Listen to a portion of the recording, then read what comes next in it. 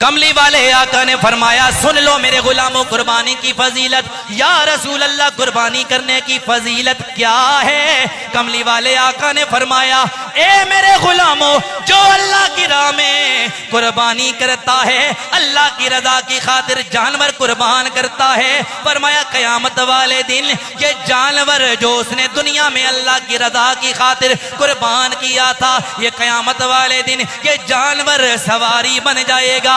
जब वो पुल सिरात से वो बंदा गुजरने लगेगा, ये जानवर आ जाएगा, वो बंदा इस जानवर पे सवार होगा, वो जानवर इसे पुल सिरात से गुजार के सीधा जन्नत में ले जाएगा। क्या कहा? इस जानवर को अल्लाह सवारी बनाएगा और बंदा इस सवारी पे, इस जानवर पे सवार होके पुल सिरात से गुजरेगा और जन्नत में चला जाएगा। ये कुर्बानी की फजीलत है। और फरमाया कि अल्लाह उसका एक खून का कतरा जो गिरता है ना जमीन पे, वो गिरते ही अल्लाह बंदे के सारे गुनाहों को भी माफ फरमा देता है। लेकिन होनी चाहिए नीयत अल्लाह की रजा। कुर्बानी हर साहिब इस्तात पे फर्ज है, लेकिन ज़कात से इसका थोड़ा मसला अलग है। वो ये, ज़कात में ये होता है कि साल के बाद ज़कात फर्ज होती है। वो जो माल है जो जिसका मेयार मुकर्रर है ज़कात के लिए, तो उस माल पे अगर साल गुजर जाए तो बंदे पे ज़कात फर्ज हो जाती है। मगर कुर्बानी का मसला कुछ और है। अगर तीसरे दिन भी, कुर्बानी के तीसरे दिन भी अगर किसी बंदे के पास इतना माल आ गया कि वो साहिब इस्तात बन गया, तो उस पे कुर्बानी वाजिब हो जाएगी। अब मेयार सुन लें और वजूब की शर्त सुन लें। 52.5 तोला चांदी या उसके बराबर माल या उसके बराबर रकम मौजूद हो तो उस बंदे पे कुर्बानी वाजिब हो जाएगी। जरूरत जिंदगी के अलावा, हाजते असलिया के अलावा। मिसाल के तौर पे एक बंदे का महीने का खर्चा है 30,000 रुपये, उसके पास जनाब 1 लाख रुपया है। अब मुझे बताएं पीछे कितने बचे?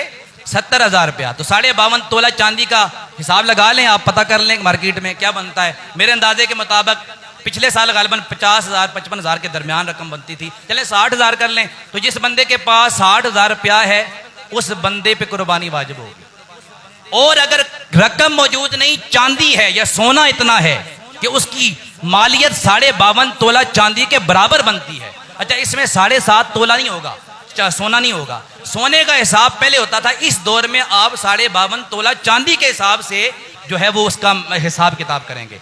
अगर सोना इतना है कि उसका जो है माल, उसकी रकम जो है 52.5 तोला चांदी के बराबर बनती है, तो उस बंदे पे भी कुर्बानी वाजिब होगी।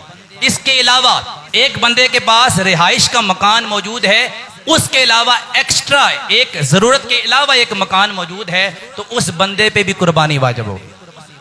याद रखें, अगर यहां तक के उलमा ने लिखा कि अगर उसके पास कमरे 5 हैं, 3 कमरे उसकी जरूरत के हैं, 2 कमरे खाली हैं, वो यूज नहीं हो रहे, फरमाया उन 2 कमरों की जो मालियत है वो भी हिसाब में लाई जाएगी। अगर वो इतनी मालियत के हैं तो फरमाया उस पे भी कुर्बानी वाजिब होगी।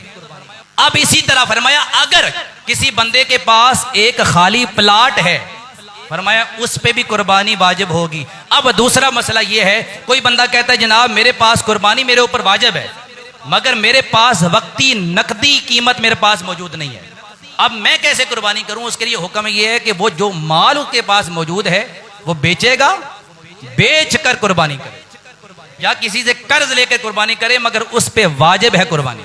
जो उसके पास अगर सोना चांदी पड़ा है, बाकी एक्स्ट्रा माल पड़ा है, माले तजारत पड़ा है, फरमाया उसको बेच के वो कुर्बानी करेगा। और अगला मसला याद रखिएगा, अगर आप पर कुर्बानी वाजिब है, जब तक आप अपनी नहीं करेंगे आपकी माफी नहीं होगी। बेशक वालिदैन की तरफ से करते रहें, वालिदैन की तरफ से जो करेंगे वो नफली सदका होगा। आप पर जो है वो वाजिब है, वाजिब है पहले, नफल बाद में, नफली सदका बाद में।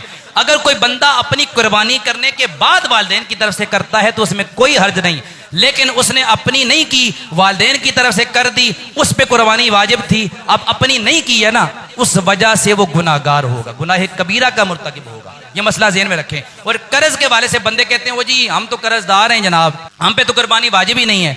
अब याद रखें, अगर आप कर्जदार हैं, ये नहीं कि जनाब किसी बंदे पे 10,000 कर्जा है, उसके बाद 2 लाख रुपया पड़े हुआ है और वो कह रहा है जनाब 10,000 रुपया मैंने कर्जा देना है, तो मुझ पे तो कुर्बानी वाजिब नहीं। लेकिन समझे, अगर उस बंदे पे 10,000 रुपया कर्जा है तो अब वो कर्जा देने के बाद अगर उसके पास इतने पैसे बचते हैं कि उस पे कुर्बानी लगती है तो वो कुर्बानी करेगा। कर्जे का मकसद ये नहीं है कि बंदे ने 10,000 रुपया देना है तो पीछे 2 लाख रुपया बचा हुआ है, बंदा कह रहा है जी कर्जदार हूं ना। कर्जा देने के बाद अगर इतने पैसे बचते हैं तो उस बंदे पे कुर्बानी वाजिब है। और दूसरी बात हिस्सों के बारे में, ये जो हिस्सा है, ये जो हिस्से डालते हैं ना आप बड़े जानवर में, बड़े जानवर में ज्यादा से ज्यादा 7 हिस्से डाल सकते हैं। 7 से ज्यादा हिस्से नहीं डाल सकते। अगर कोई बंदा 7 से ज्यादा हिस्से डालेगा तो किसी की भी कुर्बानी नहीं होगी, सारों की कुर्बानी रद्द। 7 से कम डाल सकते हैं, 7 से ज्यादा नहीं डाल सकते। और अगला मसला यह है, अगर 7 बंदे हैं, उनमें से 6 बंदों की नीयत यह है कि भाई अल्लाह राजी हो जाए, अल्लाह की रजा की खातिर मैं कुर्बानी कर रहा हूं। एक बंदे की नीयत यह है कि जनाब गोश्त इकट्ठा हो जाएगा, या उसकी नीयत यह है कि जनाब लोग वाह वाह करेंगे, भाई बड़ा सखी था, इसने कुर्बानी की है। अब एक बंदे की नीयत में अगर फतूर है तो उस एक नीयत की वजह से, एक बंदे की वजह से जिसकी नीयत में फतूर है, उसकी वजह से बाकी 6 के 6 बंदों की कुर्बानी रद्द हो जाएगी, सारों की ज़ाया हो जाएगी। इसलिए कुर्बानी में वो बंदे शरीक हों जो अल्लाह की रजा की खातिर कर रहे हैं। और मसला ये सुन लें, जब हिस्से डालें सारों से ये पूछें कि तुम कुर्बानी किस लिए कर रहे हो, तुम्हारी नीयत क्या है। जब सारे कह दें कि जनाब अल्लाह की रजा की खातिर कर रहे हैं, तब हिस्से डालें।